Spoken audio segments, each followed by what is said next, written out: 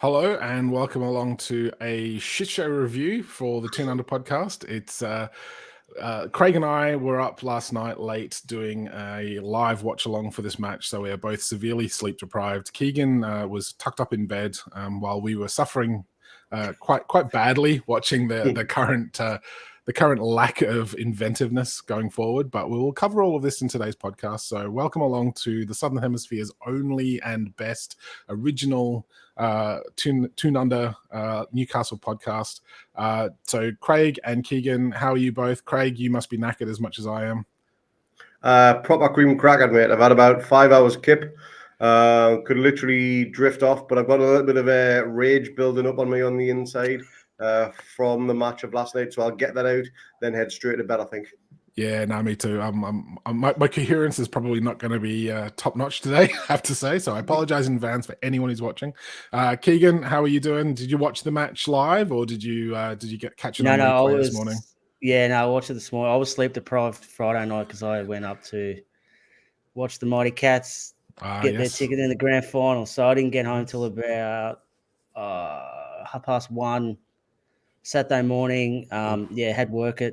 Started work at 7:30, so that was about 6:45. Wake up and get ready. So yeah, I was cream crackered. I was cream crackered last night. So, yeah, no, I bet. Yeah,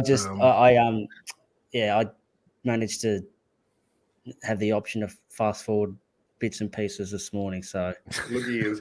Yeah, a little bit better. 10-second, 15-second like fast forward button on Optus. Absolutely. Yeah, got a flogging this morning to get a new remote. Go. Yeah. Yeah. No, but congrats to the Cats for getting through. I'm sure Lee and Jack are not sharing your sympathies, not sharing your celebrations, but you know, I'm just glad that Freo didn't get through, so it's all good. Yeah.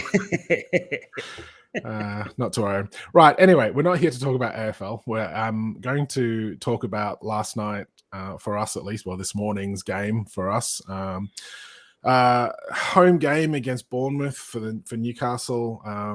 Eddie Howe's old club. They've just changed manager.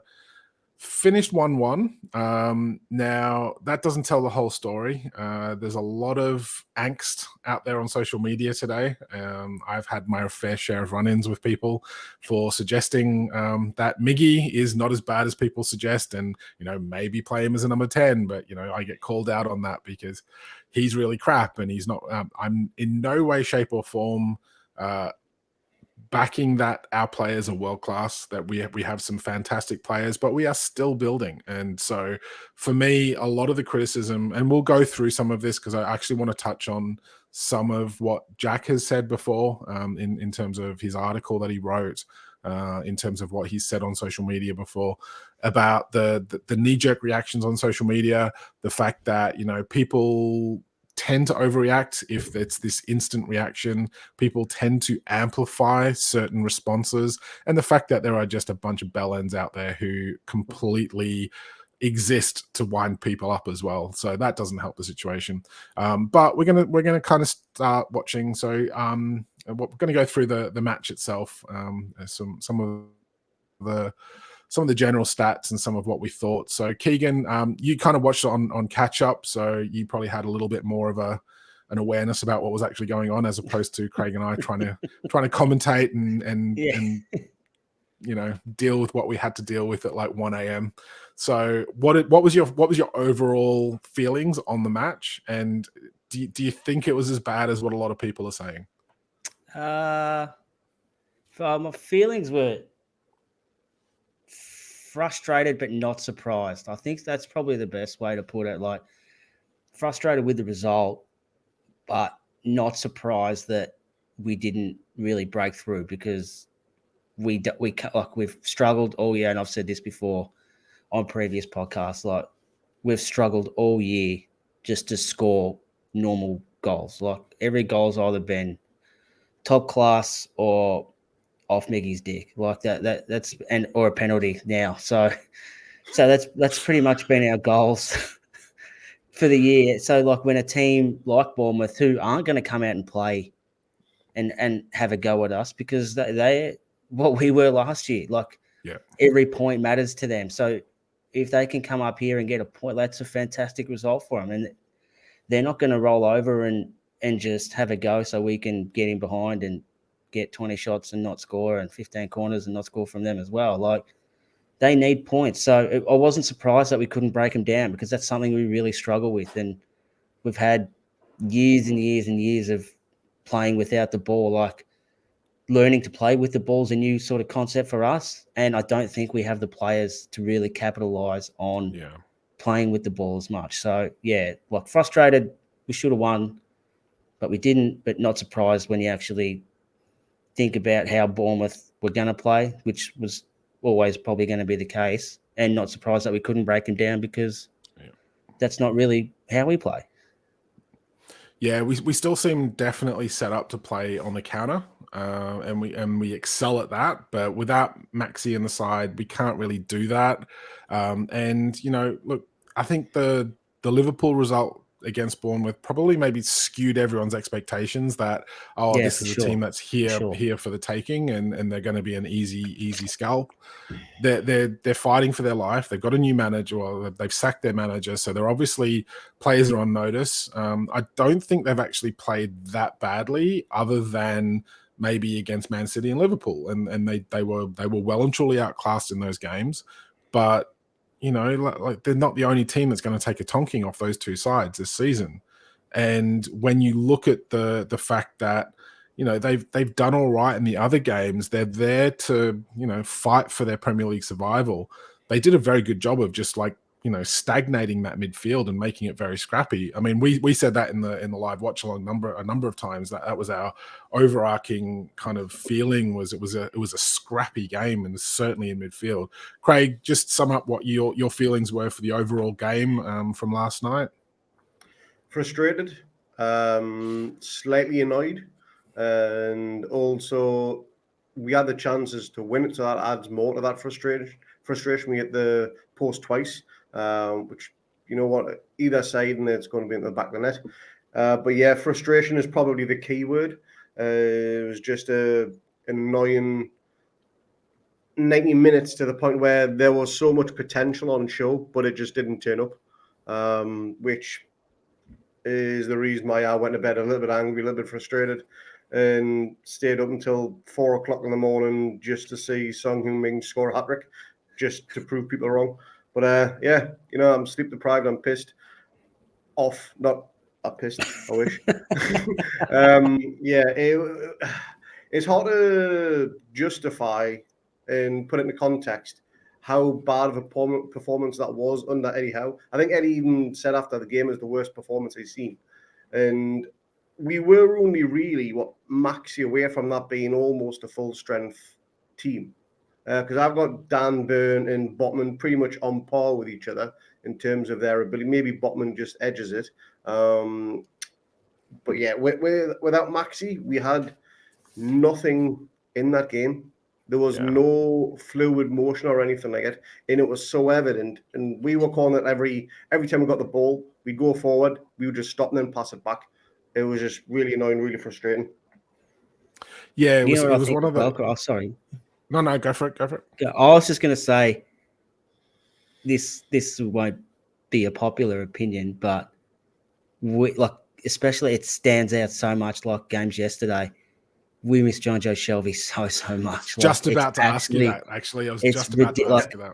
Purely because it's more him as a player, yeah, but the ability then to push Bruno further afield, who's our most creative and beautiful, gorgeous, can watch him all day player. He's the guy who needed to be up the field more to try and just unlock something, play a pass that no one else in the team would be able to play. And I think the reluctance to play Sean Longstaff as that sort of deeper lying midfielder and pushing forward, obviously Big Joe and Willock probably aren't that player. So Longstaff's probably the only fit guy who can play that role. And I think it really, really come home yesterday how much they missed John Joe Shelby. Yes, for his ability, but more so for Bruno to be that player he was. Yeah, last year. We actually said this last night live on the podcast when we were watching the match. It's like, it's becoming painfully obvious that John Joe Shelvey is a massive missing link from what we were seeing last season at the back end of last season. And it was, I've said all along, it's a shame that he got injured when he did, because he looked like he'd put so much effort in preseason. Whether or not that's contributed to the injury, who knows? But I've always criticized John Joe Shelvey in terms of his effort and his consistency and his tracking back and his defensive responsibility. Since Eddie Howe's taken over, he has been a revelation, and he's been that person who could sit deep, who was working hard back and forward, but he's that person that can literally ping balls to other people and be, it's that whole Americanism that we're trying to avoid with the whole All-Star game talk at the moment. That quarterback role. I'm going to say it's that quarterback role where, he can sit there and he can sort of see what's in front of him and he can play other players into the game. And, it's what we're missing. And it's like, it is really bad that we don't have that sitting midfielder who can really just break up play, and I think there was two schools of thought in the transfer window. Was, look, we either go and we get a proper out and out defensive, like, central midfielder that can just be that, like, rock in front of the defense, break up play, help to get the ball back and allow everyone else to push up the field more to create more chances. Or we go, which was going to be that the Ajax player, wasn't he? Yes, I can't remember. Yeah, the guy who was Alvarez, yeah, that one we got linked within the last sort of week or last few days. But then they didn't sell because they sold Anthony, and they got a lot more than they needed to, so they didn't have to sell anyone else. And then so you think, like, you put an Alvarez into that side, then suddenly Bruno and Joelinton are, like, free to roam forward because they've got this marauding midfielder that's just going to tidy up everything. If you think about the other alternative, is someone we were after all season in Madison. You put Madison to that team yesterday, and suddenly you've now got this extra link going forward. You've got more of a threat. You've got more creativity. And that was what I felt we missed, that kind of link-up play and the creativity when it wasn't that straightforward, let's just get on the counter-attack. We needed somebody who was going to be able to create something out of nowhere and link up with – exactly, yeah. So, Craig, do you see an easy option in terms of how we're going to deal with that, or are we literally just, look, we're done with what we've got, we're clearly not capable of that, let's limp through till January, or do you see some way that we can actually kind of make a difference in that sort of setup for the club? I do think we have got to settle with what we've got right now. It was frustrating we didn't get anybody in on deadline day, but we all know the reasons why. No club wanted us to do us any favours, so screw the lot of them. It will be hard to go by. Apparently, according to Eddie, though, John Joe is ahead of schedule, so that could be a good thing. He may be back before the break in the World Cup, which would be good. Whether it'd be worth risking him, I don't know. But yeah, he's definitely a big miss. Something that none of us probably would have said come January, that's for sure. But yeah, I can't see anybody filling that role, even if it's for a short period of time. There's nobody really there to do so. Willock's not that player, Keegan said. Longstaff definitely isn't that player. Big Joe isn't. And who else have we got there ready to come through the ranks? There's nobody really. The rest of the squad is either aging or just not experienced enough. I'd actually go with Longstaff, to be honest, because really? the way I sort of come to it in my mind was, if we're going to play a higher line, which he wants to do, and if we're going to be a front foot team like we were yesterday, he's not going to have to do that much defending as a defensive midfielder. So if we can get Bruno another 20, 25 meters up the pitch, not every game, but games like yesterday where teams sort of have played five at the back, not that interested in sort of coming at us, then I think you can sort of safely deploy Longstaff there, purely because he's not going to have that much to do compared to maybe a top 12 team who'll actually come and have a go and try and get a win. So I think for games like that, I would play Longstaff as that deeper lying midfielder, and then pretty much just get it to Bruno as quickly as you can, who should be further up the field. Yeah, my only concern with Longstaff is his ball retention. I think he works hard, and Yeah, absolutely. he's very capable of a stray pass or under hitting a pass more so. He'll track back and he'll put the graft in as that defensive role, but he's very capable of just sort of like putting a sloppy pass together where he just mishits a pass and it like goes about 5 yards where it needed to go 10, and suddenly the opposition get the ball in a really dangerous area. And we've seen it time and time again with him. So for me, that's the big concern. I'd be worried about putting him into that role on a permanent basis if we were going to push up. But yeah, maybe you're right in terms of, look, against certain teams that we're going to try and dominate possession, then he's not going to need that to fill that role as much, and it's just that risk is push up. Yeah, a lot sort of less against in a game like yesterday where like we're still gonna have an overload probably in the midfield anyway. So you've got 4 blokes behind you, and you're still on the halfway line. He's probably maybe even a bit in our half. So it's not like we're sitting back and he's getting it 20 yards out from goal and he's misplaced passes, bang, turnover, one pass, shot at goal. So he has got that cover behind. It's tough, but bloody Jonjo, good on him. Yeah. No, look, it's something that I've said is that we're not the finished product. Everyone seems to be expecting us to be this huge improvement on last season, and I personally think we are. I mean, this time last season, we would have lost that game, like comfortably lost that game. Yeah. Well, how many times before how come did we go behind and win? Exactly. Exactly. Was it ever? Yeah. Yeah. So it's a stage of progress for us at the moment. We're going to have off games, and I think yesterday was an off game. I don't think we played particularly well. I'm not going to say that we did, because we didn't, but we still got a point, And if I saw someone on social media today basically point out, I was like, look, if we're picking up points when we're not playing well, then that's a good thing. It's not good that we're not playing well, but it's definitely a good thing that we're still capable of picking up points, even if we're playing crap, which, I don't think we played particularly well yesterday. Craig, you were going to say something?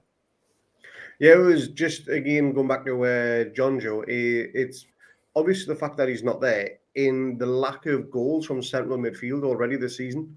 If you think we've actually got more goals from defence, from Trippier and Shaw, than we have from any of the central midfielders. Bruno, Big Joe, Willock and Longstaff, I believe, have yet to score in the league this season, which is a little bit of a worry, especially with how Bruno had that last end of the season. You couldn't stop scoring. So again, the effect of Jonjo not being there is evident in the fact that lack of goals in the middle of the park. We're getting goals from Maxi and Miggy out wide, but in the middle, it is becoming a little bit of a concern that. And I think we had people on the live show last night saying, when we were watching the game, saying like, we seem really reluctant and scared to almost take a shot from outside the box. Which I think is something that, besides, and I'll have a rant when we start talking about the actual chances that we had, but it's like, we need to start scoring from corners, we need to start scoring from free kicks more, other than relying on a Trippier sort of free kick as such. We just don't have those goals from midfield, and even just taking a pot shot from outside the box, you don't know what's going to happen. It creates that moment of chaos that anything can happen, and then you deal with the consequences after that. But we seem to only do that when we got tired, and it was like, well, it was too much effort to kind of make a run, so we'll just take a shot, and that went up into row Z. So let's go. Try and get a little bit more of that into our game. So let's move on from all of that at the moment. We'll go through the teams that played. I'm going to start with Brighton, because I think the Newcastle team lineup's probably going to be a bigger talking point. So we'll come back to that in a minute. But this is the I was going to say Brighton, their Bournemouth lineup. Now, we said before the game that, none of that really seemed to frighten us. None of it seemed to really be this standout, oh, that superstar, we've really got to watch them. In fairness to them, it was a genuine team effort for them. They crowded the midfield. They made it tough for us. They defended deep. It looked to get on the counter attack. It was kind of like everything we did under Bruce as a struggling side that was going to concede possession, and that was one of the big things that was notable in that game. Was we controlled possession, but we had chances, but we were still really scrappy. Keegan, what did you make of that squad and that lineup in terms of the Bournemouth players, and did you see the formation and the struggles that we were going to have ahead of time?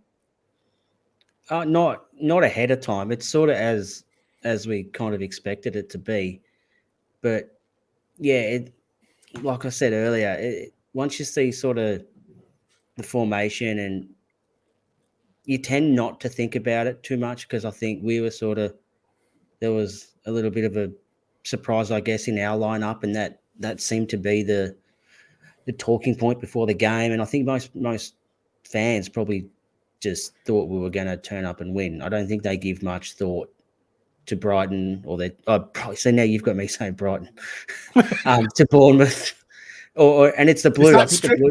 Yeah, it's the blue puts you off. Yeah, so we didn't.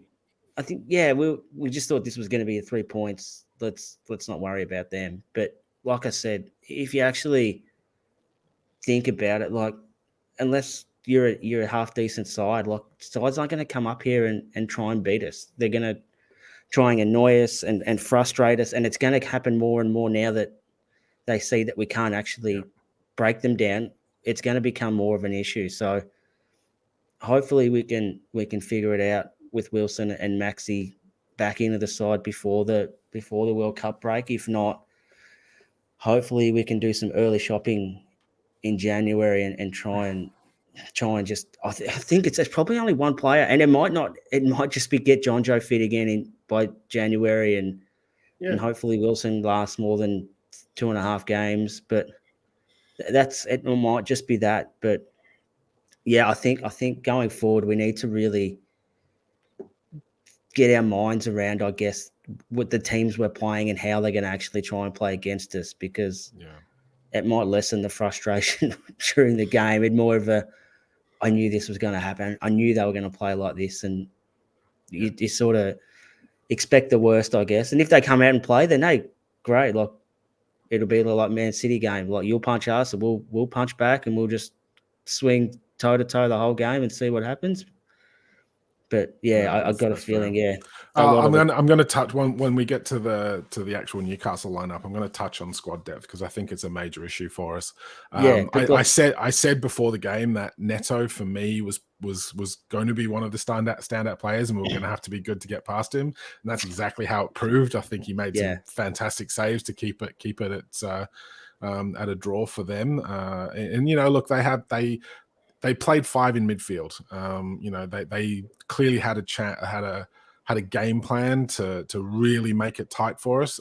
Craig, I mean, we covered this last night, but I'll let you have your say on that particular squad. Yeah, so again, there's no standout name in there. It was a good organised display for the whole 90 minutes, to be honest, from them. There were 1 or 2 lapses in concentration where, again, we hit the post or keeper made a good save, but that's what the keeper's there for, called on when needed. But yeah, I can't fault Bournemouth for the way they set up, because, again, it's something we've done previously under previous managers, everything like that. They came to play for a point. If they got all 3, they would have been absolutely over the moon with that. But yeah, they set out to park the bus pretty much from the first whistle right up into the last. I think we even made a comment as well. I think it was maybe on the 50th minute, they had all 11 players behind the ball. Yeah, on the 50th, which with more than a third of the game to go, it's negative football. But like Keegan said, they're fighting for their life.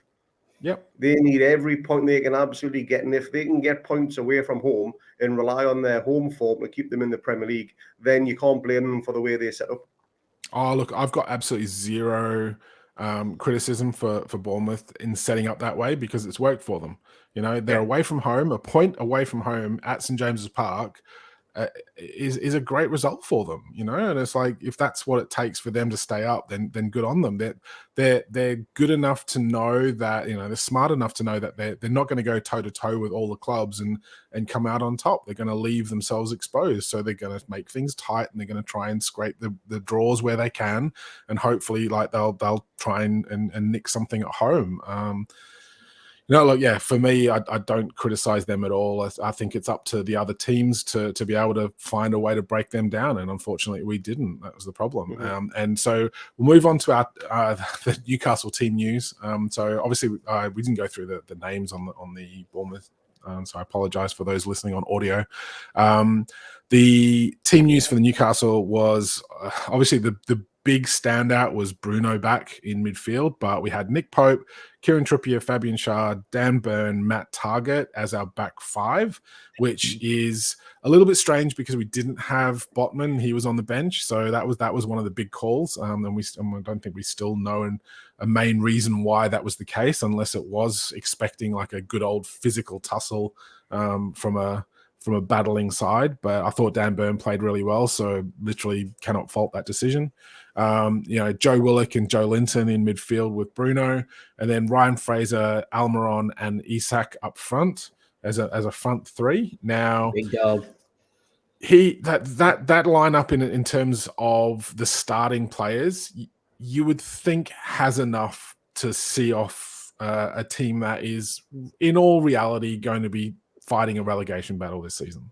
Now, the big problem for us, I guess, is that bench. And one of the big things that we were saying last night, and what has been very apparent on social media, is we just do not have the quality and depth. We do not have those players that can make an impact off the bench. I mean, we were struggling, you know, going, look, we need to make some changes, but who do you bring on and what are they going to offer? That's the problem where we find ourselves. We don't have that squad depth at the moment. We're building our first team, but we don't have the squad depth. Craig, I'm going to start with you because this is something that we did discuss last night. What did you make of that? And obviously, we didn't have Anderson. Elliot Anderson has been a revelation for us. We all had high hopes for him. We still don't know what the injury is or what was keeping him out of that squad, but to not even be named on the bench, we're not 100% sure on that. But realistically, that first 11, you'd be expecting that to beat Bournemouth at home. Yeah, to be honest, you'd expect that 11 to give most teams a good run for the money in the Premier League. You know, bar the big teams, whether it be Man City, Liverpool, that sort of thing, get close. But that 11 there, we should have maybe been 2-0 up at half time, game almost to put to bed, then relax some of the bigger players on the hour mark, that type of thing. But it just didn't work that way. Again, the frustration set in quite early, I think, just purely because it was blatantly evident as what Bournemouth's game plan was. And we were just never going to be able to break them down because there was little quality in there. There was the odd flash of brilliance from Bruno. Joe Linton had a few lung-busting runs every now and again. I think Joe Willock had one of his better games for a while. He did play higher up the pitch, and that's something I mentioned on a pod that I did with Jack. When he plays high up the pitch, he's better in possession, and he's a lot more creative in front of goal. So he was definitely better there. Isak, there was times when you were watching, and you could see he was motioning to whoever had the ball, pass it to me, give me the ball, and they'd put it out wide. And he looked so dejected at times that when a player wants more, he's not giving it. It's very frustrating because you all know Isak, he is a quality player. He's only 3 games into his career, but we all see that from the first minute he stepped on the pitch at Anfield. But that bench is a big, big worry. We are probably another 2 or 3 injuries away from having not necessarily a championship squad, but a one that would be rivaling a newly promoted squad effectively. So they've got the little bit of quality in there. Maybe definitely enough to stay in the Premier League, that's for sure. But if it gets to the point where we've got to play Lascelles, Ritchie, and Murphy in our starting 11 because we've got injuries, then that's when alarm bells will start ringing in my head and probably everybody else's. Yeah, it was one of those, like, as I said, it was a scrappy game where I think the creativity of Bruno was very much stifled. We missed that outlet ball to Maxi, and Bournemouth sort of held back very deep and packed the midfield. So we had no kind of through ball or anything like that. A lot of the balls went out wide, and we seemed to get a lot of joy out wide. But with the likes of Fraser and Miggy, that everything just kept breaking down every time they got into a decent threatening position. So that was the frustration, I guess, is like, it's fine to kind of get it out wide instead of going through the middle to Isak, but you got to make something of it if you do that. You can't just sort of like let the play fizzle out and have to cut back and let all the defenders go back, because as soon as you did that, then that again, though, we were seeing 11 men behind the ball, and we were struggling to find any space to do anything, and nobody was willing to shoot.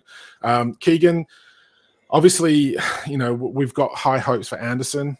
That's the player we all wanted to start, because he looks like he's comfortable on the ball. He looks like he's capable of, just creating something out of nothing. Bruno obviously had a bit of a down game. His first game back after injury. We can't expect miracles every single game from all of these players. This was a game that was begging for some kind of formation or some sort of plan of attack to kind of manufacture a situation that we could score from without having that pacey counter-attack option, and we just failed to do that. So what did you make of that squad? But more importantly, how do you see us being able to change up what was obviously a very lackluster performance from us? I thought, it's apart from, you can argue Burn or Botman, but I mean, I thought Burn was probably our best player. So that's probably the best 11 we've got available to pick at this time. Like, there's no one on that bench who you would say, oh, he should have played instead of him. Now, I did hear Eddie say after the game that Anderson had a knock. That's why he wasn't in the squad. Didn't say what, which is sort of standard. They don't really tell you what's going on. He just said he had a knock and he wasn't available for selection. But hopefully nothing too bad. Yeah, I agree 100% with Craig. Like, man, I don't know how much skinnier Isak's going to get if he keeps getting starved like he was yesterday. Like, there'll be nothing left of him. Like, they just out wide, wait, all their numbers get in the box. He's not as tall as he is. He's not a headed play. He's not an aerial threat. Like, it was almost, maybe they could have brought Wood on earlier and just, all right, get it out wide and whip him in. Like, just keep swap wings. So Mickey's on the left, Fraser's on the right, and just whip him in and just try and win a header. Might be a deflection, like you said earlier. Just try something else to do it. But I mean, it's easy. I played FIFA 10 years ago, and I've got Football Manager 14 on my phone. I don't know what I'm talking about, but that's maybe something they could have done. Or, like I said, bring Longstaff on as a deeper midfielder, and Bruno pushes ahead a bit more. But I think especially it was along the lines of the Forest game a little bit. But as soon as we scored, Forest had to come out and play. They couldn't defend anymore because they needed a goal. Yeah. And against them teams, you need to score first. And then that sort of forces them to play higher. And then you're always a chance to grab a second now because there's going to be more space and things like that. And that's what happened against Forest. Like, they sort of defended. We looked pretty flat until we scored.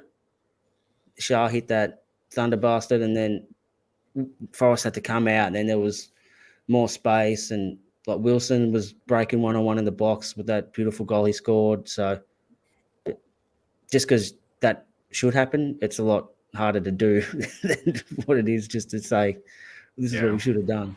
I mean, to me, it was almost this antithesis of what we've been doing when Chris Wood has played. Like, we've played Chris Wood up front, who is an aerial threat and needs balls into the box and crosses in for him to feed off. And we've been playing this kind of like counter-attack football, like threading balls through for him to run onto when he's not a pacey striker.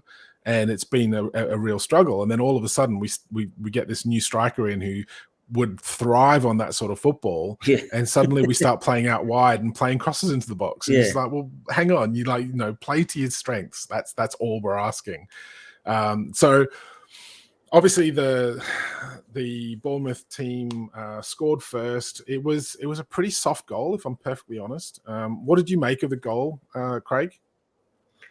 It was a good finish. I don't think there's much Pope could have done for it. No, not at all. I think Trippier may be in that position, goes on counter-attack, and Trippier's not the quickest across the pitch these days.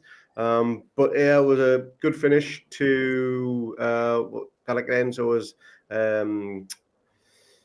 it was Pope was just left flat-footed, to be honest. He didn't even dive for anything before he knew it was in the back of the net. And I don't think it was an attempt where he meant to finish it that way. It looked better than what it actually was. I think he just stuck his toe out in a way and put it. But it was a good finish. He put it in the right place at the right time. Things that can happen, and that's something that we just didn't do. Like you've said before, get the ball in and see what happens. Stick your toe out and hopefully it goes in. But yeah, it was right place, right time, and it was a good finish. And that then set the tone for the last half an hour. I think was they scored on the hour mark. I think thereabouts. And then it was two ways. They're either going to take off all of their attackers, bring on all their defenders, and just literally park not just a bus, but every single bus that they could get a hold of and park it right in front of that goal. But luckily, we responded quite quickly. With good little bit of play down the right-hand side.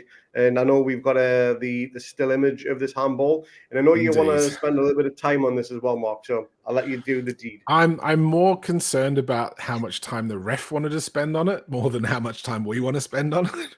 Yeah. So this picture here is pretty much showing the most blatant of handballs I've ever seen in my life in terms of a penalty decision. Yet the ref took so long having a look at all the different replays and how much of this is down to, literally we all looked at that. As soon as we saw the extra replay, I was just like, that's a Stonewall penalty. That's got to be given. He's put his arm out. It's an unnatural position. He's far enough away from the ball that it's not just kicked into him. He's actually made a motion towards the ball to kind of deflect it. And you're just going that's a big tick. Keegan, how much do you think that the extra deliberation on this, and they checked offside and they checked the handball time and time again from every conceivable angle, how much of that do you reckon is down to either they were looking for a reason not to give it, or they were literally just so paranoid about the issues against Crystal Palace where, they weren't showing everything, that they had to show every conceivable angle before the ref was given a chance to make a decision? Yeah, no, I think the latter. I don't think they would take any risk, check every phone. I'm surprised they didn't put an announcement over the PA saying if anyone was filming, can you bring your phone down and we'll just have a look at that as well. The last thing they wanted to do is miss a blatant error and make the wrong decision because they didn't get all of the available evidence to make that decision. And I'm glad they did. But I was a bit like you, Mark. The longer it went on, the tighter and tighter my sphincter was getting because I didn't think they were going to get it. It's like given how much, and this is something we're going to touch on before we finish up today about social media stuff that I've been going through today, is the more and more this is happening to us, you can't help but feel nervous whenever something's taking so long to come up with a decision based on something that we all thought was absolutely rock solid penalty. Yeah. And so, it sort of made me. Go, Keegan. I was just going to say I was listening to Pod on the Tyne, I think not last week, the week before, and George Corkin had mentioned he had a conversation with Steve Harper after the Willock incident, and he said if they should have a time limit on this, if they can't come to a decision in a minute and a half, then it's not a clear and obvious error, whatever the decision stands. But things like this, then like, does that mean we wouldn't get this decision now because it took longer than like? So I was sort of because agreed it with. I wasn't heard given. that. It wasn't given. The ref didn't Yeah, give it. so I thought I agreed with him when I heard that. I'm like, yeah, that's sort of a sensible way to approach it. And then the first game we've played since I've heard that, and then this happens, I'm like, no, I'm off it again now. I've just however long as long as he gets all the available evidence, it takes as long as it takes. Yeah, and I think there was definitely that moment of, yeah, we need to make sure we cover all the bases here, because if we don't give this and it is actually shown from another angle that we didn't see, then the shit's going to hit the fan big time. I mean, Craig, we looked at this at the time, and I mean, we said, like, that's definitely penalty as soon as we saw the replay. And then the more replays we saw, it was just like, yeah, they've got to give it.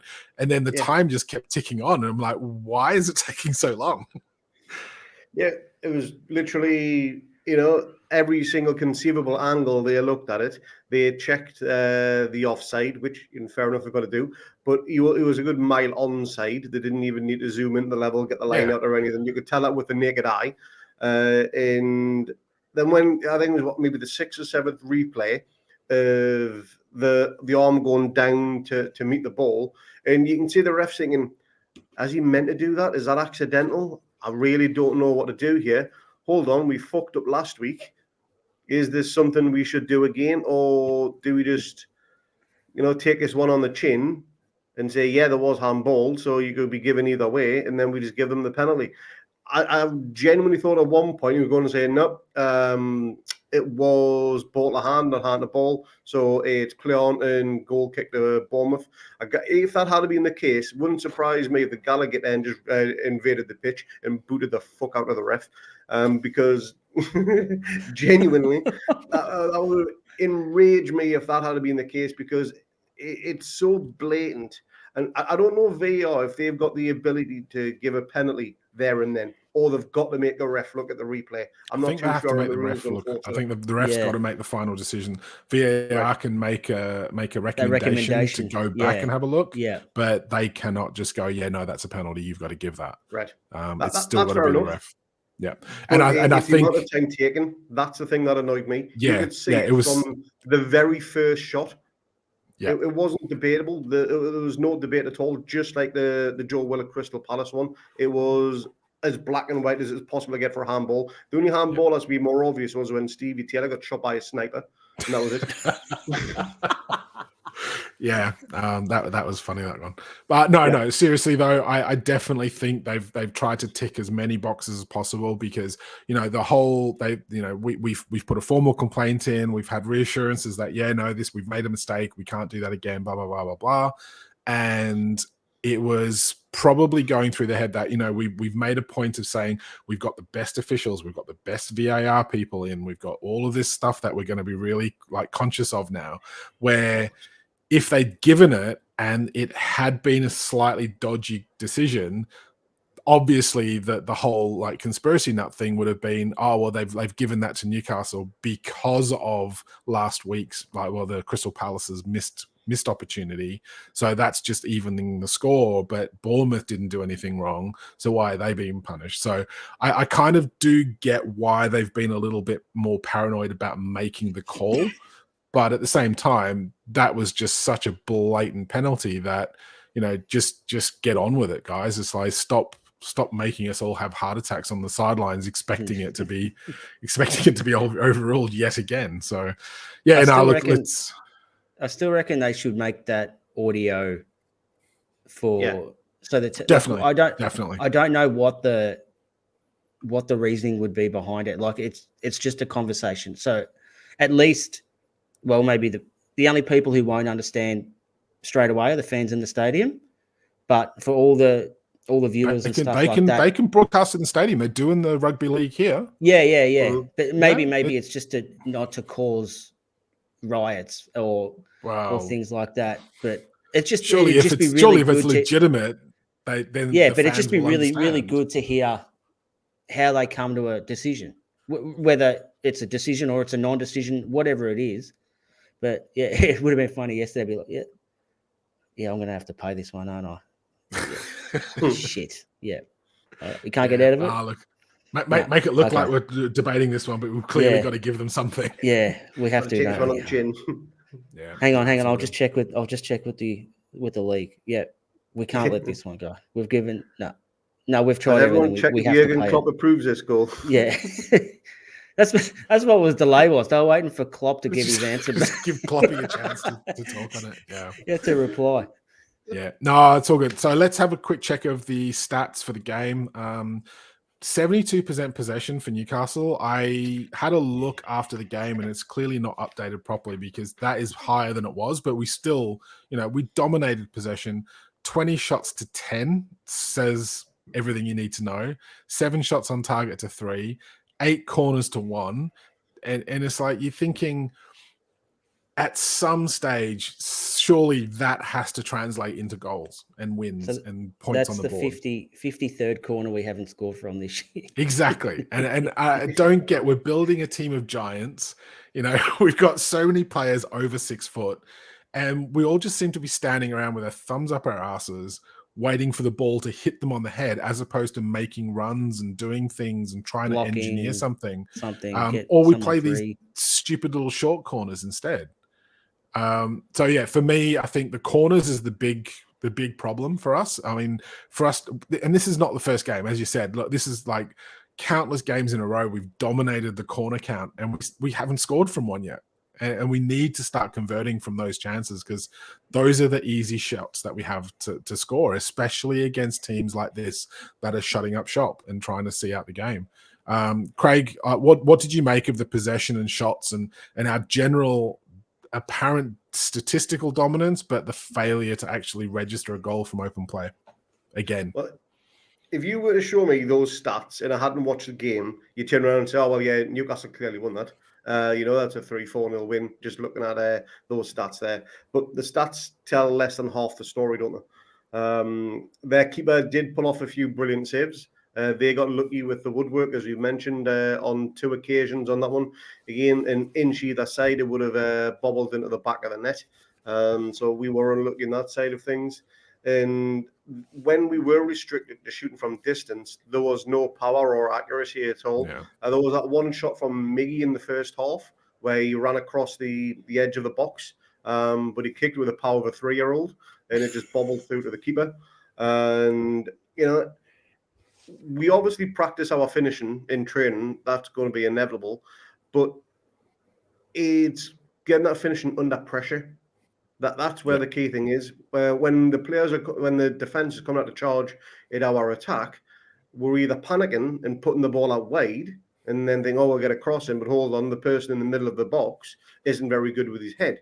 So therefore, we've got to try and keep it played to the feet, as we mentioned in the watch along. We're just doing too many long balls over the top, and it's just not working out. We did then put it to the feet, and it got a bit better. But again, we were just crowded out, and there was no smart thinking, no forward thinking, and that 20 shots with 7 on target, that probably doesn't include the penalty that was scored from.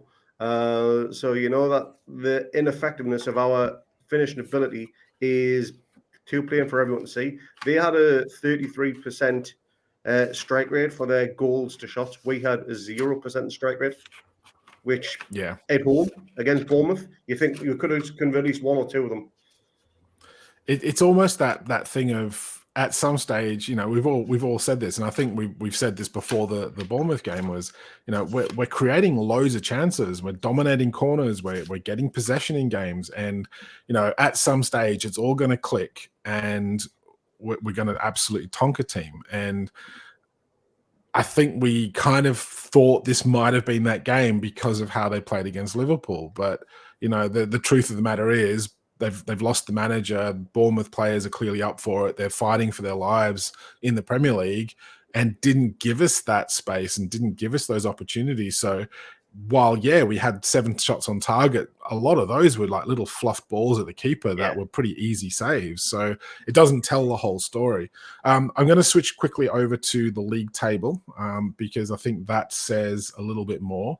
Obviously, everyone's a little bit upset that it is now starting to get into that territory of we have to start talking about this is actually a bad start to the season. Is it a bad start to the season, Keegan, or is it literally just like look, there's so many other teams. I mean, look, West Ham, Nottingham Forest, Leicester's rock bottom, with 1 point from their opening fixtures. It's like, are we actually having a bad season, or is it literally just that the whole league is a little bit topsy-turvy at the moment and everyone's kind of waiting for things to click? Can it be both? Well, possibly. Because I think we've probably should have more than 8 points. Like, if we said at the start of the year, how many points do you think would be on after 7 games? I reckon we all would have said more than 8. So, and we haven't played. Well, I think we've played. Yesterday was probably about our worst game. Brighton, we weren't great either. But I'd argue all the other games we've played pretty good. So I think we should have more than what we have. So, well, this is what's sort of cascaded off my little spat with somebody on social media who called me a dickhead because I was backing Miggy, or I was claiming that, so there was a TalkSport post where Darren, I think was it Darren Bent or no, it was can't remember who it was now. Someone was on TalkSport basically saying, I would have expected Newcastle to have had more points on the board. And my point was literally this: if VAR had done its job properly and the refs hadn't screwed us over as much as they have, then we probably would have been. And I was called out going, oh, we're excuse United now. It's like, well, no, I'm not making excuses. I'm saying facts because the bloody FA and PGMOL have turned around and said, yeah, look, hands up, we got that one wrong. You should have had a goal. So I'm not making excuses for this, but at the end of the day, look, no excuses for the Bournemouth game. That was probably as you said, our worst performance of the season. I have no qualms about that at all. We didn't create enough. We got pressured off the ball. We were sloppy. We were scrappy. We didn't really do enough to win that game. I think a 1-1 draw was probably a fair result in the end. Yeah. We're sitting in 10th spot. We're 1 game off 6th. That's not a bad start to the season, given that we're missing a lot of our key players at the moment. We're missing Shelby. Kraft's out injured for the rest of the season. We've got Wilson out. We've had ASM out. We've had Bruno out. We're betting in a brand new striker. It's kind of that, we've had Matty Target out for a while this season as well. We've missed those key players, and we're literally not even 12 months into a rebuild after 14 years of neglect. We've been content under Ashley to have the bare minimum.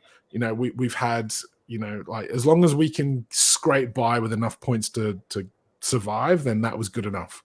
Right now, we're not. We want to build on that, but unfortunately, we don't have the squad depth. So as soon as we get that injury to a key player, we don't have the quality on the bench to come in.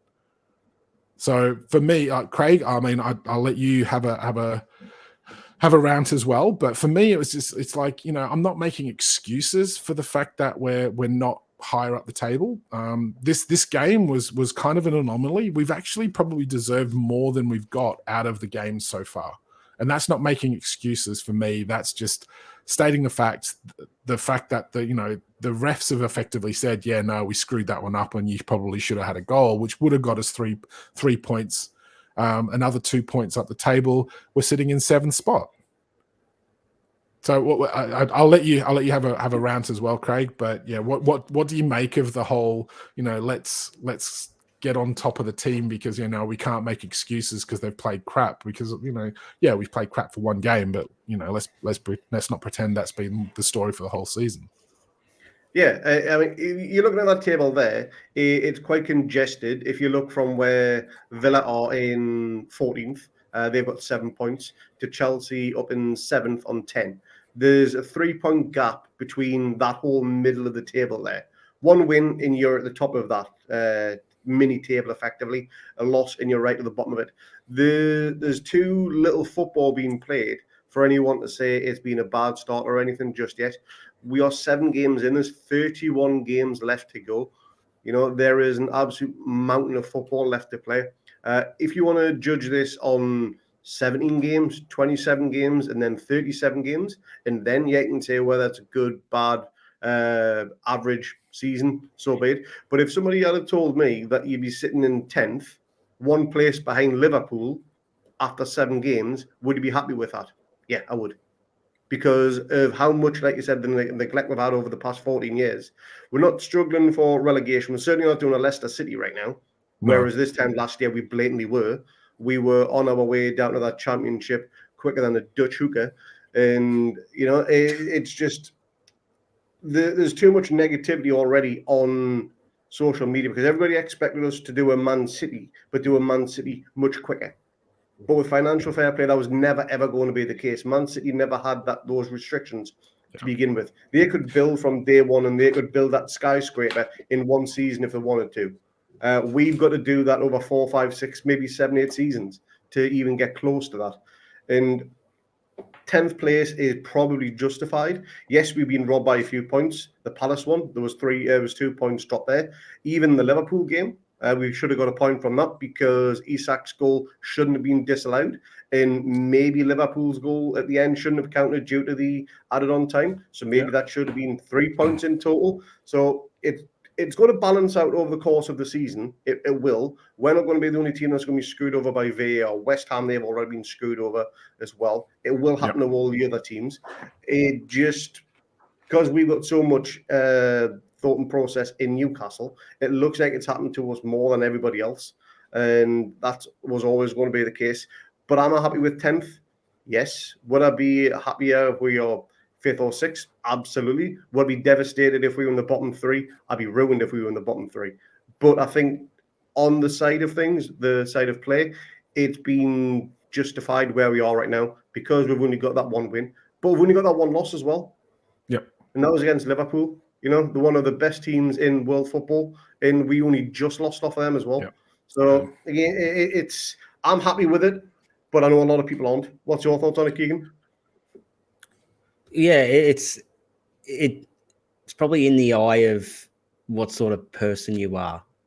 So, Craig, you're a positive guy, so you see the positive things in it, and there'd be other, which they mainly seem to be all on Twitter, are the people who say, yeah, but we're on the same amount of points as Bournemouth, and we've both played Man City and Liverpool. So it sort of depends what kind of person you are. You could take the negative slant on it, or you could take the positive slant on it and say, yeah, well, we've actually played well enough.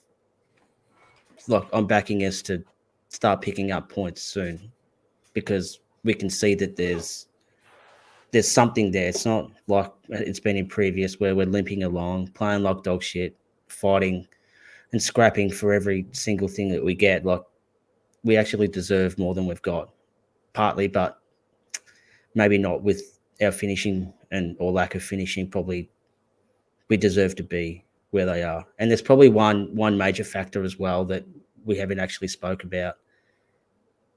Why we didn't win this game was me getting rostered on to do the review. So we should have thought of that. Thanks, Keegan. Yeah. So, and I blame all them boys that went to Brisbane that couldn't do the review. So this loss is probably, or not loss, it feels like a loss. This not winning is probably on them, forcing me to come on here again and talk about not winning. So we'll break your duck at some point. It's all good. I don't think we will. I think it's done. Nah, I have faith in you. The luck will turn eventually. We'll beat Fulham.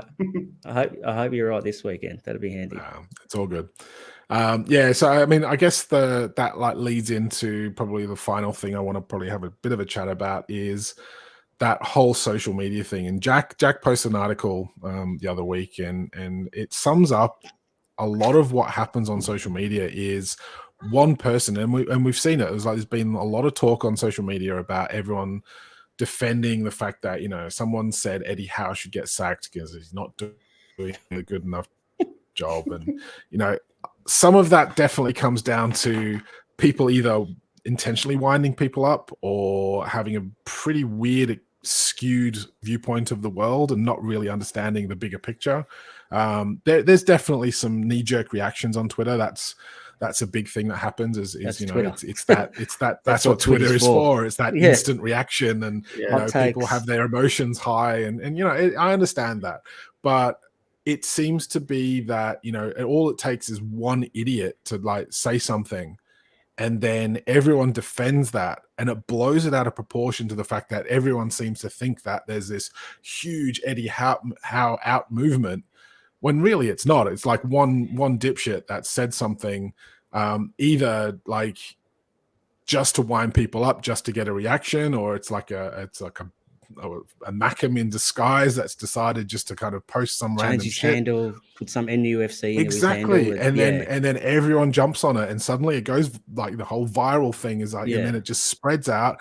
Everyone then goes, oh wait, no, hang on, I don't agree with this either. It's like, there's no way that Eddie Howe should be getting criticized over this. So it makes it feel like it's a bigger deal than it actually is. I mean, Keegan, like it's hard to kind of gauge on social media sometimes what's just this knee-jerk reaction to a loss or a draw in this case, or, you know, is it really just like, you know, people are just winding other people up just to get some attention?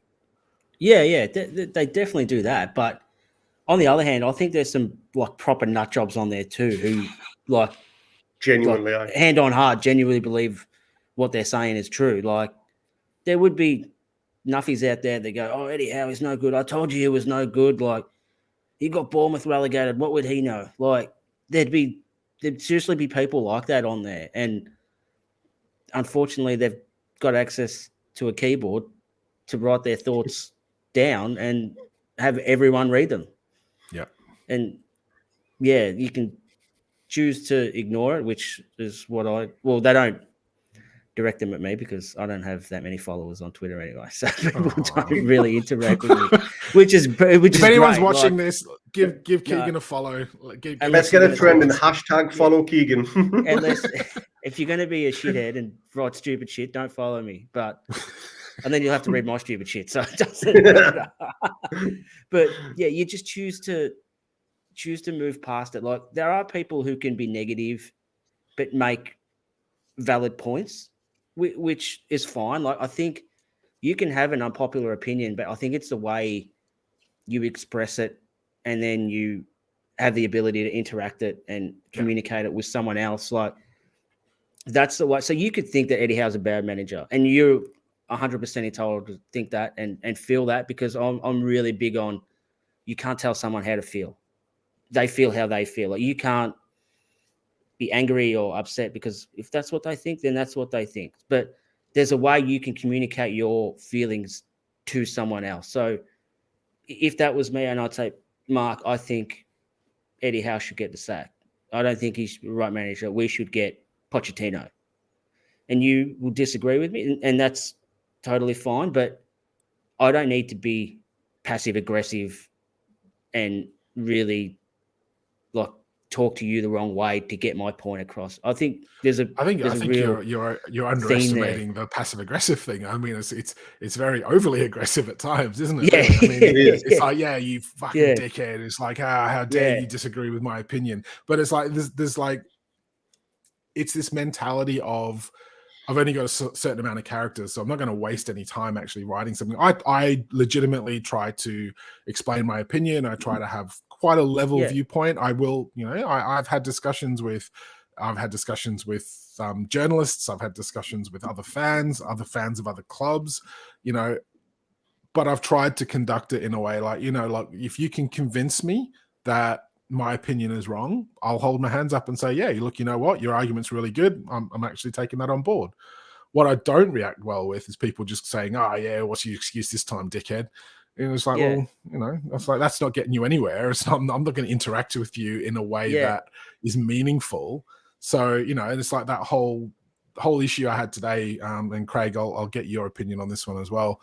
Like somebody was criticizing me because I said, look, Miggy, let's play him in number 10. He plays there for Paraguay. Let's give him a crack. He certainly can't be any worse there than he is out wide. And that was my whole viewpoint was, we get a lot out of him because he works hard and he's got a good attitude. And I don't want to slag off a player that is putting that much effort into the cause of playing for the club. Every time he puts on that shirt, he plays his heart out for the club. And so Yeah. I don't want to criticize a player like that, even though I'm open about the fact that I don't think he's great when he gets in the final third, and he doesn't have the quality, and he hasn't got a right foot, so he cuts back on his left. And I said this countless times last night during the live show. Yeah. You know, he is restrictive in what he provides when he's out on the right wing. And so I'm thinking like, well, let's keep his pace, keep his work rate, keep his pressuring of the opposition, but give him a chance to kind of play through the middle more, where he's not as disadvantaged for having just a left foot, and see how that goes. And people were saying, oh, effectively, you know, like if you think Miggy can play a number 10 role, then you don't know anything about football. I'm like, I'm not saying he's going to be this wonder kid at number 10. I'm saying it's probably better for him, you know. And it's like, look, Miggy's not a world beater by any stretch of the imagination, but the alternative is Jacob Murphy at the moment. And I think we all agree that that's a bit dodgy. And again, Jacob Murphy plays his heart out for the club, and he's a Newcastle fan, and he wants to play for the club. And I get that, and I appreciate that. But there are limits to where you want these players to go. And in an ideal world, we replace both of them and we have better quality on the side. We don't have that luxury right now, so we've got to make the most of them. So getting on people's backs when there isn't any alternative to play them, but to play them, you know, it to me, it seems like a little bit of a kicking yourself, sort of shooting yourself in the foot type mentality, really. Like, Craig, what's your thought on that? And I think we'll probably wrap it up after that. We're kind of running a bit late. Everyone is entitled to their opinion. They genuinely are. Yep. No, I don't have a problem with that. Yep. But unfortunately, opinions are like arseholes, and everybody's got one. It's just one of those annoying things. You're never going to get a level-headed conversation with everybody on Twitter, because again, a few people out there, they just want to do it for a reaction, and they'll just sit back and watch the fire burn as everything then gets torched around it effectively. And there's too many of them on social media now. It's not just Twitter, pretty much on all platforms, to be honest. But the times when I've tried to have a civil conversation with somebody, whether it be about formation, Eddie Howe's making substitutions too late, too early, whatever. I do think he makes his subs too late. Again, that's something we brought up last night. And they don't get enough time to impact the game. And someone's like, well, what do you know? You're not a professional manager, blah, blah, blah. And they're like, yeah, but if you look at previous managers, like Sir Alex Ferguson, Pep Guardiola, all those managerial greats, they always tend to make the sub mark around about the hour mark or even beforehand, so they've got time to impact the game. And the bloke was, yeah, but you know, fuck all about it, blah, blah, blah. And in the end, I just told him to piss off, go and shout at some cats and just leave me alone. And he just kept on little snarky comments. And it's stuff like that makes Twitter either a very toxic place, but it can also be a very wonderful place as well. As you know, when Newcastle win, there's no better place to be on than Twitter, because it can be absolutely glorious, especially when we've had a great game.